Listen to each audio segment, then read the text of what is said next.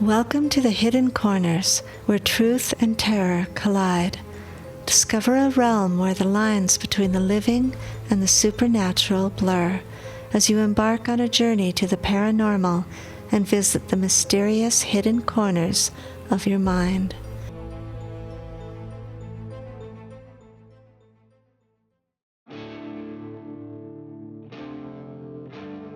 It was like any other car on the road. It was automatic, self-contained, and could drive itself. In the Twilight Zone, we saw and heard stories that seemed so fantastical, so unbelievable, that we could only dream of them being a thing of the future, like cars that drove themselves. It makes you wonder if Elon Musk was a fan of the Twilight Zone when he was a boy. Join us for The Road Stop by David Mason on Sci Fi Saturday. Road Stop by David Mason. The highway stretched away in ruler straight perspective toward both horizons, black and shining in the sun like a river of ink. Beside it, the bright pastel buildings of Rest Stop 25 stood among the green trees. Occasionally a car shot past, a flash of metal and a hiss of split wind, but the road was one which was used more often at night and was nearly empty in the afternoon. Sam was the only attendant on duty. Stop 25 needed only 2 human attendants, even at its busiest hours. He sat, staring out at the highway, his elbows on the lunch counter, his round face blank, but his mouth set tightly. The phone at his elbow emitted a small, grunting noise. "You still there?" the phone voice said inquiringly. "Yeah," Sam said, still staring at the highway. "Well," the voice paused. "Look, it might not come your way. It usually turns west at the New Britain intersection." "Not always," Sam said. "It went by here once before." "It almost never stops anyway," the voice said firmly. "It won't stop." Sam shrugged and said nothing. "Okay then," the voice said. "I called you about it anyway." "Thanks." Sam turned away, still watching the road. Far off, a speck of metal gleamed, growing larger. The distant high sound of brakes began as a car decelerated, coming toward the stop. It was just an ordinary car, Sam told himself. That other car was still hundreds of miles away, but his hands were damp as he watched it grow larger. It was an ordinary sedan with 2 people in it. It swung into the stop's parking area, and its doors slid open smoothly. A small red light flashed on its arched front. The repair signal. In response, the doors of the repair shop opened. The car waited as a man and a woman emerged from its padded interior and moved slowly into the repair shop. The doors closed behind it. The couple came toward the restaurant where Sam stood waiting. "Hi," the man said to Sam. "Afternoon." Sam moved to the counter. "Something to eat while you're waiting, folks?"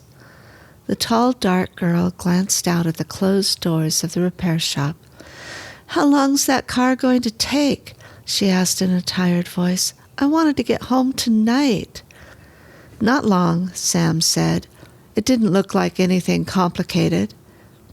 "How can you tell?" the man asked, sitting down. "It could take all night." "Like something to eat while you're waiting?" Sam asked. The woman stared at the lunch racks critically. "I never like these places to eat in," the woman said, curling her lip. "You never know how long the food's been stored in the robot." "Oh, Grace," the man said wearily. To Sam he gave an apologetic shrug. "Just coffee." "Well, you don't know," the woman insisted. "I mean—" She watched Sam drawing the coffee into a cup. "I used to cook a lot by hand, till Jack had the automatic kitchen put in." He never had any stomach trouble till then. It's getting so everything's, I don't know, it's all out of reach. You don't know what's happening anymore, like the car. I wish I knew what she's talking about half the time, Jack said, blowing on his coffee. Sam leaned on the counter, looking past the couple toward the empty road. I know what the lady means, Sam said, almost to himself. You get to thinking, well, I can remember when people used to drive their own cars, themselves, steering and everything, except on the biggest highways. And everything got done with people. People made things and cooked food and grew plants. Everybody was busy all the time. It was better then. The man called Jack shrugged. Sure. Everybody always talks about the good old days, but I don't see many of them going to live in the woods. Like Grace, she says she doesn't like the automatic kitchen, but she uses it. It saves time, Grace said. I guess I will have coffee too, mister. It saves time, she says, Jack said. For what? She's got too much time now. I wonder what it must have been like in the old days here, Grace said vaguely, staring around the lunchroom. Everybody running in and out, all the drivers, trucks with men in them, the way you read about it in the historical novels. Men that drove their own cars in all kinds of weather. Jeez. Just like on TV, Sam said, grinning. I hope we get the car out of there pretty soon, Jack said anxiously. He glanced out toward the silent garage. I always wonder what would happen if the machinery stuck or something like that. How would you ever get your car out? It doesn't get stuck, Sam said. A peculiar look crossed his face, and he added, Not anymore. Did it ever? Sam shrugged. Oh, well, 20 or 30 years ago, all this automatic stuff wasn't quite as good as it is now. Cars, repair shops, things went wrong sometimes, like the Traveler. The Traveler? The woman looked up. Oh, that's just a ghost story, like the Flying Dutchman, isn't it?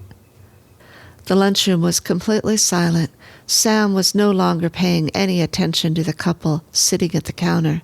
He was close to the big window, standing stiffly, feet apart, like an admiral on a ship's bridge, his eyes studying the empty horizon.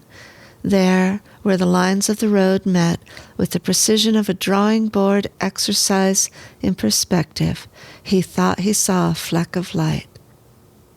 It isn't when it goes past, Sam said in a quiet, tight voice. He looked at the window, his back to the other two. His words meant mostly for himself. It's not its going by. That doesn't bother me, he repeated. It came by my old place 5 or 6 times, I remember. That's why I finally asked to be transferred out here, where it hardly ever goes by. But I could have gotten used to it. I mean, you don't have to look at it or anything. It's just another car. Old, sure, but there's no difference. A car goes by, that's all. Only... You mean it's real? The woman asked in a low voice. Her husband's eyes were looking out toward the empty road, following Sam's look. The Traveler, he said, without looking at his wife. Sure it's real. Why do you think they don't make that model of car anymore? It's real. I knew somebody who saw it once. There might even be 2 or 3 travelers, Sam said, watching the distant glitter of light. There was certainly a car coming, just a car, although it was still too far away to tell for sure. A haunted car? The woman said, her eyes wider. Jeez! It isn't a haunted car, her husband said. It's just one of the earliest makes of automatic highway cars. Everything automatic. Steering, destination set, just like any car is nowadays, only it wasn't quite perfect somehow. They'd get into their car, Sam said, his eyes picking out distant microscopic details. The high flaring fins, the double headlamps, lit up, although it was broad daylight on the road. He knew what the rest would be. It was moving so slowly, but it always moved slowly, barely 30 miles an hour, as if somebody wanted you to look and see it. They just got in, the way anybody would do, Sam said. They set a destination, and the windows closed up, and the air conditioner went on. The car went out on the road. Only it never got there, the other man said, wherever it was going to go. But, the woman looked puzzled, wouldn't anybody stop it? I mean, wouldn't it run out of fuel? Or, well, how did the people in it get out? It does just what any car does, her husband told her. It has a battery that's fueled by radiation in the sky. You can't just stop a robot-controlled device, not till it's good and ready. But the people in it, she said, they'd starve or something. The car called the Traveler, rolling at the stately 30 miles an hour it always held, was coming down the road now, and the two men stood, watching. The woman, a little behind them, watched too, her face growing whiter. No one said anything as the old-fashioned car rolled by, straight and steady down the highway, holding the center of the lane as sharply as it always did.